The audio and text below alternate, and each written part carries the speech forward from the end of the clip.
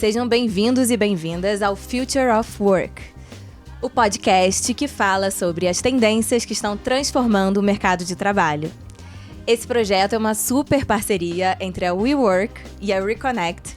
E eu sou a Ana Gondim. Eu sou a Renata Rivetti e a gente vai trazer os desafios do mundo atual, sobrecarga, ambientes tóxicos, desmotivação. Como é que a gente pode, então, trabalhar para a construção de culturas de bem-estar que sejam aliadas aos negócios?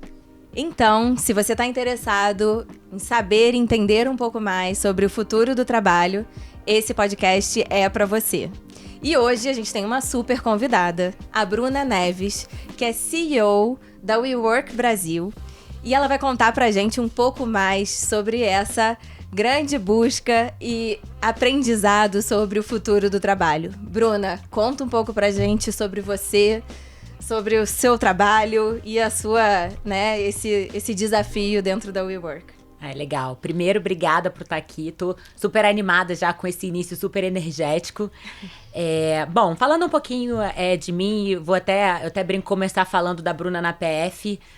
Já que a gente vai falar de futuro de trabalho, cada vez mais a conexão entre a PF e a PJ, acho que tem super a ver. Então, sempre começo falando de mim na pessoa física. Bom, meu nome é Bruna, tenho 36 anos, sou carioca, como dá super para perceber já no meu oi. Sou apaixonada por exercício físico, apaixonada por carnaval, casada. Hoje vivo aqui nessa ponte aérea Rio-São Paulo, aproveitando os benefícios do trabalho híbrido para morar nas duas cidades que eu amo. Falando um pouquinho da Bruna PJ, até para explicar, meu background, para a gente poder entrar nesse tema e por que eu gosto tanto de estudar esse tema. Comecei no mercado de trabalho lá em 2007, no mercado financeiro, trabalhei muito tempo em private equity. Em 2018, fiz um MBA em inovação e uma transição de carreira para tecnologia. Fui Head Marketplace e Inteligência de Mercado na Uber. Há 2 anos e meio, fui convidada para assumir uma posição de diretora de produto na WeWork e redesenhar o futuro, dessa empresa que tanto se fala, tanto tem a ver com o futuro do trabalho.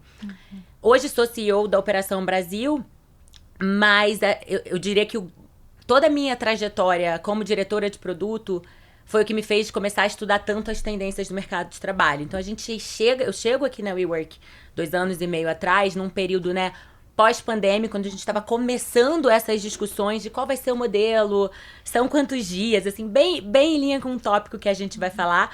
E a gente começa com uma gama de pesquisas para entender essa dinâmica nova, com o objetivo de criar esses novos produtos da WeWork e, enfim, reposicionar. E hoje, assim, tenho muito orgulho de falar que quase 15% da nossa receita ela já vem de novos produtos que são relacionados às novas dinâmicas de trabalho. Então, assim, disrupção na veia aqui pra gente criar a nova WeWork. Maravilhoso. Então, já queria começar te perguntando isso. Vocês acabaram de fazer, ano passado, uma pesquisa com 10 mil colaboradores na América Latina, junto com a Page, para entender um pouco o que é esse futuro do trabalho, o que as pessoas desejam, quais são as mudanças que precisam acontecer. Então, na tua percepção, quais foram as principais tendências que vocês encontraram? Legal. Acho que a primeira que não é surpresa... A gente já vem fazendo essa pesquisa há alguns anos, A primeira que a gente fez foi até para entender qual é o modelo da vez. E a gente até falava, pessoal, o híbrido é o modelo da vez. Quando a gente faz ano passado, a gente até brinca, o híbrido é o modelo da vez já não é surpresa para ninguém. Então, acho que quando a gente olha para os dados da pesquisa, em 2022, a gente tinha 78% dos trabalhadores em modelos híbridos, 12% remoto e 10% presencial. Quando a gente olha a pesquisa de 2023, a gente vê 64% no híbrido.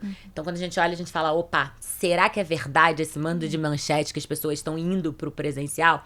Mas não. A verdade é que essa diferença do híbrido, ela se divide.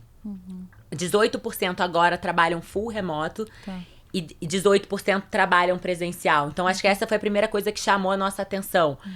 Ainda muita indefinição no modelo. A gente também pergunta o que é o híbrido de cada um. E aí a gente descobre que para 55% das pessoas que estão no híbrido, alguma coisa mudou. Mudou o dia da semana, mudou a quantidade de dias. Então, acho que o grande insight que sai dessa última pesquisa é que o modelo da vez é um modelo flexível, mas a gente está com o modelo flexível ainda em construção. Sim. Então, muitas dúvidas de quem e como fica esse modelo, mas sem dúvida de que a flexibilidade é o modelo da vez. Vem saindo em todas as nossas pesquisas a flexibilidade como o principal fator na decisão para um emprego, ou para uma troca de emprego, para manutenção de um emprego. Bom, Bruna, e aí pegando esse gancho, né, eu acho que a gente fala muito, né, escuta muito, agora é a volta do presencial. Estão todas as empresas voltando, todo mundo voltando pro presencial. Só que a gente sabe que esse presencial não é exatamente o presencial de antes de 2000, né, de tudo acontecer em 2019. E eu queria entender, assim, qual foi o grande aprendizado disso tudo pra gente entender o que é esse suposto presencial e como que ele vai conseguir funcionar, né? Legal. Esse assunto, quando a gente fala de retorno ao escritório, ele é um assunto que está muito na moda, né? Então, ele naturalmente gera cliques, gera debate. Sempre que tem uma notícia dessa, a gente começa a ver ali nos comentários os fãs, os haters, os defensores dos modelos. Então, é bem verdade que quando a gente pensa na imprensa, naturalmente a gente acaba transformando muito as nossas taglines para a gente falar, a empresa tal está voltando para o modelo presencial. Quando você vai de fato ler e entender, elas estão voltando para modelos onde existam encontros e não mais naquele formato segunda a sexta, de 9 às 6, né? Então, o que é interessante? Acho que ficou muito evidente para todo mundo, e a nossa pesquisa ela mostra um pouco isso, que todo mundo percebeu a vantagem dos dois mundos. Então, quando a gente pensa no trabalho remoto, tem aqueles benefícios que a gente já falou-se muito, né? Sobre saúde mental, tempo para família, não perco tempo no trânsito e nesse tempo eu faço outras coisas. Mas existem também vários apontamentos sobre atividades que são melhores desempenhadas quando eu tô em casa, quando eu tô remoto. No geral, muitas atividades de foco, organização, enfim. E quando a gente olha pro encontro e olha para as pesquisas, os próprios entrevistados, eles falam, eu sinto falta do encontro. Não é que eu não queira ir no escritório. Eu só não quero ir para ficar na câmera falando com outras pessoas.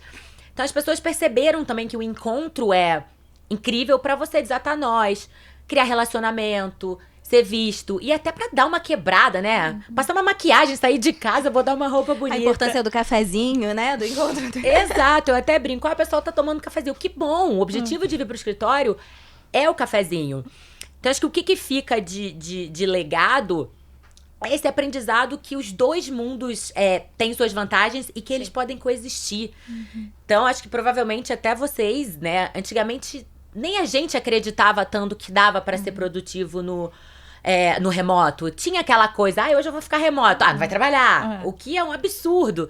E a pandemia mostrou isso pra gente, que não, se trabalhamos até muito mais. Essa é a grande verdade. Então, muito a volta ao presencial, na minha percepção, é uma forma de chamar a atenção pro debate. Sim. Mas é muito mais a empresa tentando procurar formas, né, de reunir seus funcionários, porque o encontro é importante. E como a gente cria uma dinâmica super difícil de organizar, as empresas começam a procurar saídas mágicas. É 2 dias, é 3, é na segunda, é na sexta. Mas, na minha percepção, a volta do segunda a sexta pro modelo tradicional é muito difícil que ela vá ser aceita por toda uma nova geração de talentos. Não, concordo 100%. Eu estava no South by Southwest e uma das coisas que eles falaram o futuro do trabalho não se importa onde você trabalha, né?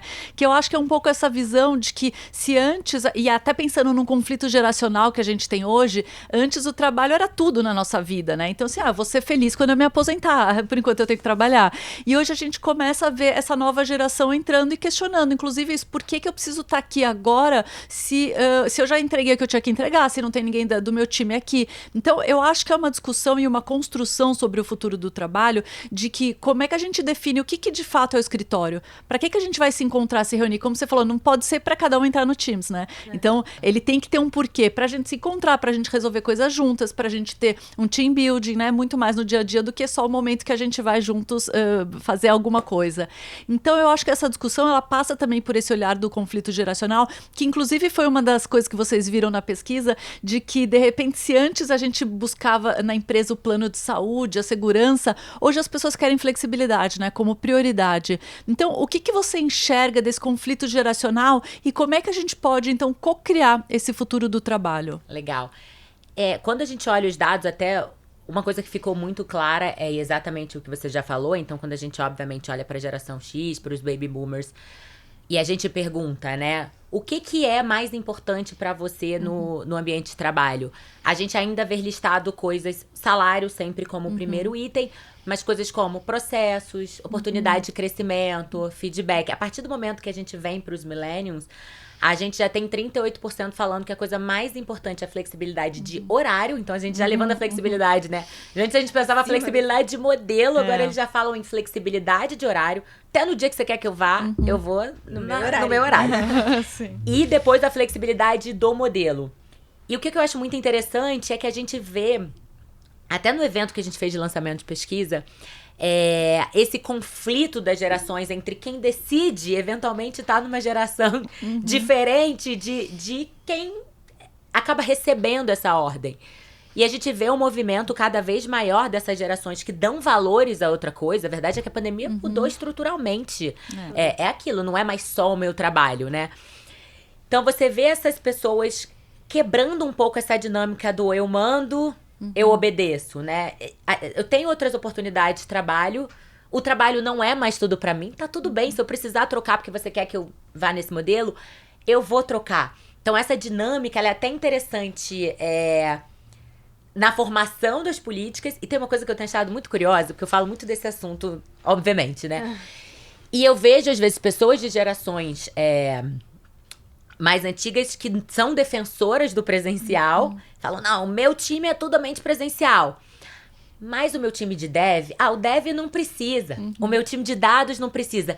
Por quê? Porque esses times, a gente sente mais, como eles têm muita demanda, eles estão conseguindo mostrar mais rápido pra alta liderança quem manda, quem decide.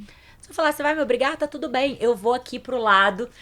Então, é trabalhar nessa outra empresa. Então, é muito interessante. Até quem se diz o grande defensor do presencial, flexibilizando já para algumas categorias que você depende que o funcionário tope trabalhar com você. Você precisa daquele talento. Então, eu acho muito interessante como essa dinâmica vem mudando porque os valores mudaram. Perfeito.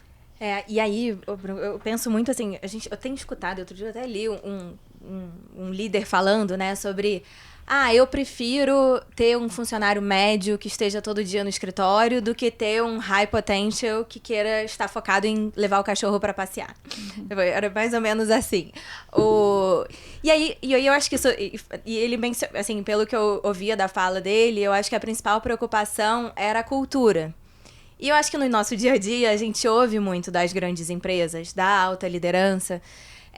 mostrar essa preocupação relacionada à cultura em si. Então, se você está na sua casa, ela está na casa dela, como que eu faço para realmente construir essa cultura se a gente não está todo dia junto, se a gente não está olhando no olho, se a gente não está ali celebrando as coisas em conjunto? Quando, na verdade, né, a gente tá, por esse medo, a gente está lá forçando uma pessoa aí todo dia, né, de forma obrigatória, sem pensar exatamente no propósito desse encontro, né? Então, como que a gente ressignifica esses encontros e qual seria a sua dica para né, as empresas conseguirem lidar com esse grande desafio, né? Nossa, coitado desse líder já. Bom, quando a gente fala de cultura, né? Cultura, todo mundo sabe, é um conjunto de valores, de como a gente vai se comportar. E a construção da cultura, ela é muito difícil e ela sempre foi. Até estava lendo recentemente uma pesquisa da Gartner, pré-pandemia, onde ela falava com executivos de RH e era mais ou menos assim, 70% acredita que todos os funcionários sabem quais são os valores, 30% acredita que eles pratiquem. Ou seja, pré-pandemia já era um desafio. Na minha experiência e conversando com as pessoas, o que acontece no remoto? Quando você bota todo mundo remoto, você transfere para o líder um papel ainda mais fundamental. Cultura é valor, cultura é exemplo, cultura é comunicação. Você transfere para líderes que muitas vezes nunca foram bons nisso nem no presencial, esse desafio. Isso gera uma ânsia de eu não tô conseguindo resolver, então eu vou obrigar todo mundo a ir pro escritório. E aí, quando eu libero o mediano e falo isso, qual a cultura que eu tô criando? Que eu aceito uma cultura mediana desde que vocês estejam presenciais. Então, acho que isso é muito mais perigoso, né? A minha sensação é que a volta ao presencial forçada, quando as pessoas sentem queda de produtividade ou cultura, ela vem muito mais do não saber como fazer, porque é um exercício muito difícil. Você transfere ainda mais, né, pro líder, mas ele só mostra um problema que sempre existiu. Ele gera uma ansiedade e o cara fala, putz, a minha comunicação tá ruim. Porque provavelmente você se comunica mal, você não tá criando os fóruns certos. E aí você fala, vou botar todo mundo presencial pra eu continuar me comunicando mal, só que presencialmente. Então eu vejo muito essa dinâmica de voltar como uma... quase que tirar um peso das costas, né, de quem toma a decisão, achando que isso vai resolver os problemas de forma mágica. E não vai. Então acho que o grande conselho é, se na empresa você tá vendo queda de produtividade, problema de comunicação, problema de cultura, investiguem esses problemas. A gente tem cases incríveis de empresas no híbrido ou até 100% remota, com crescimentos absurdos, atração de talentos, enfim. Então, a minha grande sensação, até como líder, eu tô tão ansiosa, eu não sei como resolver, porque é uma pressão, né? Entrega o resultado, a cultura. O que é a única ação que eu posso tomar pra fingir que eu tô tomando uma atitude pra resolver esse problema? Eu obrigo todo mundo a voltar Volta pro conhecido, né? E aí a gente cria o pior dos mundos, que é o que a gente tá falando. A responsabilidade de tornar a ida ao escritório, né, meaningful, é do líder, é da empresa. Então, se a gente fala que a melhor atividade que eu faço presencialmente é resolver problema, é criar conexão, eu tenho que garantir, eu empresa, eu liderança, eu RH, eu preciso garantir que esse dia vai ser pra isso. Então, eu só mudo o meu desafio. Quando eu mando eles só voltarem por voltar, eu gero insatisfação, eu perco talento. E ao mesmo tempo, o que a gente percebe, né? A grande maioria das empresas que a gente trabalha estão no modelo flexível. A gente percebe que a partir do momento que a ida ao escritório é mínimo, e a gente fala isso pela nossa empresa, você não precisa mais obrigar nada. A pessoa sabe que na terça é bom pra resolver isso, na quarta é bom pra resolver aquilo, e você vê o movimento do seu escritório natural, voltando a ter vida naturalmente. Mas é isso, né? É cada vez mais importante o papel da liderança na construção dessa produtividade, dessa cultura. Eu acho até, te ouvindo, fiquei pensando que, na verdade, esse futuro do trabalho vai ter que ter uma grande revisão, né? A gente fala muito de um redesenho do trabalho na Reconnect, porque não adianta a gente falar que produtividade são horas trabalhadas. E isso é algo que se a gente for pensar hoje, como as empresas mensuram, né, resultados, horas trabalhadas, o que não quer dizer nada. Eu posso ficar 10 horas na frente do meu gestor sem fazer nada, eu posso ficar 30 minutos e ter um super foco e resolver tudo que eu tenho para resolver. Então, esse olhar de que no final, talvez a gente tenha que gerar um novo modelo que é flexível e que não está pronto ainda, porque não é só a flexibilidade, como você falou, de modelo, tem a ver com horário, tem a ver com localidade, tem a ver com formas da gente trabalhar. Então, passa por um grande redesenho. Na semana de 4 dias, as empresas que estão no piloto com a gente, elas começaram a falar muito isso, o quanto que a gente não olhava o que as pessoas faziam. Ao contrário, né? Então, a gente daí vai para o medo, para o comando e controle, porque é o conhecido, o presencial é o conhecido. Então, o que eu sinto, Bruna, não sei se a sua percepção é a mesma, a gente precisa, de fato, reconstruir o futuro do trabalho em cocriação, porque é uma nova geração que tem novos valores, que enxerga o trabalho de outra forma, é uma liderança que já entregou muito resultado também. Então, como é que a gente olha tudo isso e entende que talvez seja um momento da gente rever métricas, resultados, a forma da gente se relacionar, a forma da gente olhar para o trabalho. Então, como mensagem sobre tudo isso, o que você enxerga que a gente pode construir para melhorar o futuro do trabalho? Eu acho que o mais importante são as lideranças, né? Elas estarem muito com essa cabeça aberta. A gente reconhecer as nossas fraquezas e entender que é o que você falou, não é voltando ao conhecido que eu vou conseguir resolver meu problema. Porque vamos lembrar, porque a gente esquece, né? Vamos lembrar que muitos desses problemas já existiam, né, no passado. E muitas vezes os problemas estão ficando mais complexos porque o mundo está ficando mais complexo, a competitividade está diferente, as coisas rodam mais rápido. Então, a gente voltar para o modelo antigo não vai resolver metade dos problemas que a gente acha. Mas, ao mesmo tempo, é isso. A gente precisa redesenhar esse híbrido, aprender as técnicas. Todo mundo pergunta pra gente, qual é a fórmula do bolo? Não tem. Cada empresa vai ter a sua fórmula do bolo. Mas é importante que tenha quase esse autoconhecimento, assumir que eu preciso criar o meu modelo e eu preciso aprender a criar os KPIs certos, a comunicação certa. Eu preciso treinar uma liderança Porque uma coisa que sempre vem na minha cabeça quando a gente fala de trabalho flexível é liberdade com responsabilidade. Perfeito. Então, assim, mas ao mesmo tempo a gente sabe que, né, a gente tem uma geração inteira de novos líderes com muita dificuldade de tomar decisões difíceis.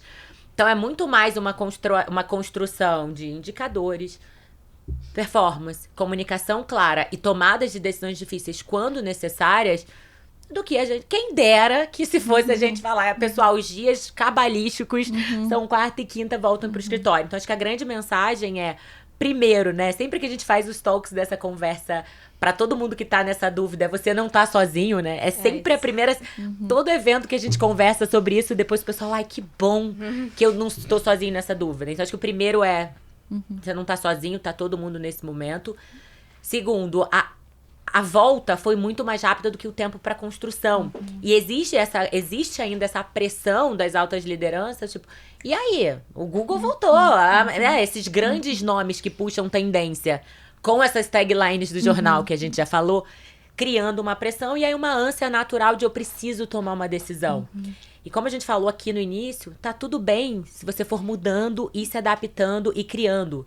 Esse é o caminho que todas as empresas vão percorrer para achar o seu modelo ideal. Legal.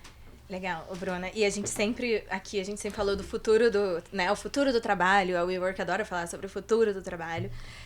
Só que a gente está no presente, né? A gente chegou o futuro chegou. Mas se você tivesse que profetizar aqui pra gente, o que vem aí pela frente do futuro do trabalho, efetivamente, ou alguma coisa que você gostaria que fosse realmente o futuro do trabalho, conta pra gente aí um pouco. Nossa, que responsa! Esse caminho em busca da flexibilidade e do equilíbrio, ele é inevitável. Então, acho que para profetizar, quem tentar remar contra a maré pode conseguir por um tempo, mas não vai conseguir por muito tempo. Então, vamos aceitar e vamos abraçar que isso é um movimento muito positivo para todos nós, né? Quando a gente pensa na nossa própria vida, a gente fala, putz, que bom que eu consigo ter os dois mundos. E até fazendo uma reflexão, parece que antigamente a gente até gostava de esconder, né? Olha, existe uma personalidade da pessoa física, existe a personalidade da pessoa jurídica, elas não precisam se confundir. E a partir do momento que o trabalho invadiu a nossa casa e você bota o seu filho na câmera, isso se mistura e isso é muito incrível. Então, acho que profetizando, acho que a flexibilidade, ela vai ser inegociável. E como o desejo é que a gente não reme contra a maré para quebrar isso que é tão gostoso, assim. Quantas mulheres, né? A gente estava falando outro dia sobre liderança feminina. Cara, o fato da maternidade, por exemplo, para as que querem ser mãe não ter que ser uma escolha, isso abre uma porta incrível. Então, acho que pedindo pro universo é que a gente, de fato, abrace esse modelo e tire o melhor dele e aprenda a fazer isso, quebrando cada vez mais os preconceitos que a gente ainda tem sobre esse modelo. E até essa bandeira, né, de que a flexibilidade traz inclusão, né? Total. De várias formas. E traz saúde mental, bem-estar, né? Tava pensando que tem os haters também para felicidade corporativa, para esses temas, porque ainda tem aqueles que querem o conhecido, né? Voltar pro que já foi.